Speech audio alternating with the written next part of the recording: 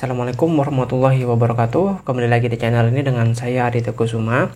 Pada kesempatan kali ini saya akan kembali membahas analisa saham, dan saham yang akan saya analisa adalah saham Indorama Sintetik atau dengan kode INDR. Nah, INDR ini merupakan perusahaan yang memproduksi bahan tekstil dan kimia dasar. INDR ini produksi utamanya adalah benang bintal, benang filamen, benang polister, kain polister, dan PET resin yang semuanya dijual ke pasar global.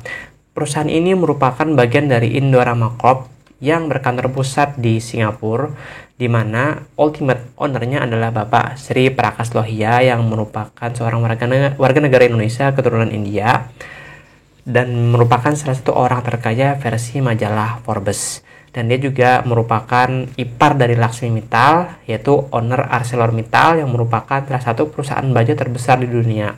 Nah, perusahaan Indorama Sintetik ini holdingnya ada di Singapura, namun perusahaan-perusahaannya tersebar di beberapa tempat seperti Uzbekistan, Turki, Thailand, dan beberapa negara Afrika.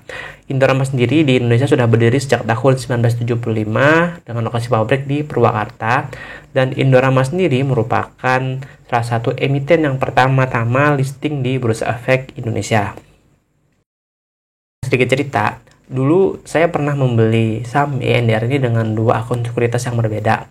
Nah, saya tertarik investasi di INDR ini karena memang melihat ada potensi cuan dan multi bagger dengan indikator BBV di bawah 1 pada saat itu, yaitu 0,5an, lalu pernya 2,8. Nah, di satu akun saya membeli cukup banyak, namun saya sendiri udah ngejual karena merasa cukup lama menunggu untuk naiknya si saham ini. Namun di satu akun lagi saya masih ada tersisa sebanyak 2 lot.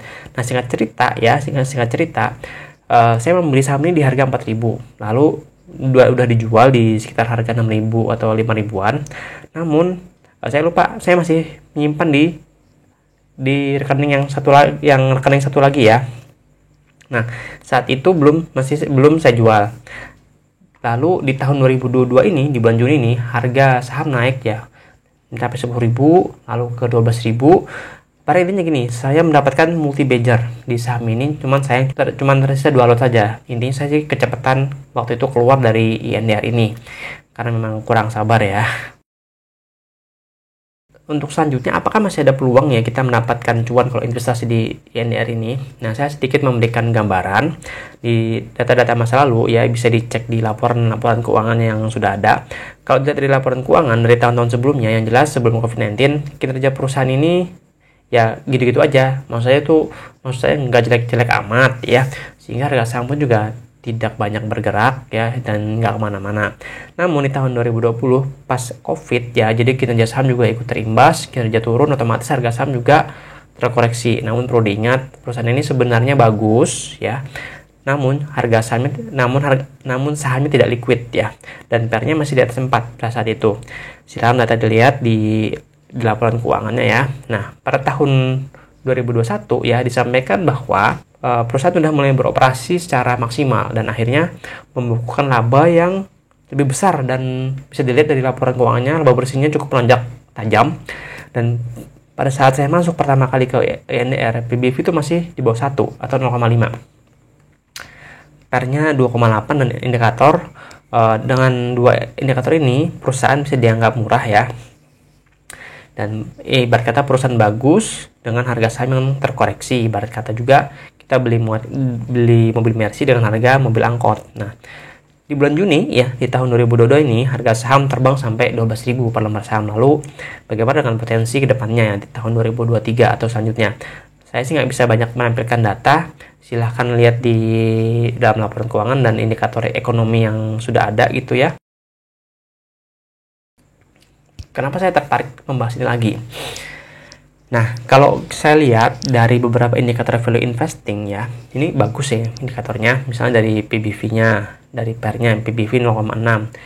Untuk yang sekarang ini ya, PER-nya 2,8, ROE-nya 22%, dari 1. Net profit-nya di Q2 ini positif. Lalu apakah ada potensi kenaikan ke depannya? Apa yang mendasarinya ya? Nah, INDR ini kan merupakan perusahaan yang memproduksi bahan dasar seperti polister dan benang bintal. ini merupakan barang dasar yang tidak terpengaruh inflasi karena memang banyak diperlukan oleh industri lainnya. Ini seperti bahan pokok, jadi mainnya itu kuantitas penjualan. Berbeda dengan perusahaan-perusahaan yang memproduksi pakaian yang sudah jadi, efek inflasinya akan sangat terasa karena menurunnya daya beli masyarakat. Nah, ditambah lagi juga Indorama ini 60% produksinya dijual ke luar negeri, ya, jadi memang untuk paksa pasar ekspor. Lalu dari segi bahan baku, ya, bahan-bahan baku perusahaan tidak ada kesulitan karena gampang sekali untuk mendapatkan bahan bakunya baik dari lokal ataupun dari luar negeri. Nanti kita lihat ke depannya, kalau misalnya nanti kalau nanti kinerjanya bagus, labanya naik, ya kemungkinan harga saham juga akan naik, ya. Dan tapi kita nggak pernah tahu kapan naiknya, seberapa besar naiknya nanti. INDR itu apabila dari indikator value investing, ya, dari PBV, dari PER, dari ROE, terus dari DER-nya bisa dibilang murah, ya. Nah, potensi kenaikan laba juga masih ada kalau melihat dari beberapa faktor. Antara lain, ya, INDR ini merupakan pemain global yang memproduksi bahan dasar yang sangat diperlukan oleh industri lain. Ditambah lagi, ya, INDR ini merupakan bagian dari Indorama Group, ya. Indorama Group yang memang Indorama Group ini juga pemain global secara laporan keuangan dalam kurun waktu 2 tahun ini juga, ya, 2021, 2022.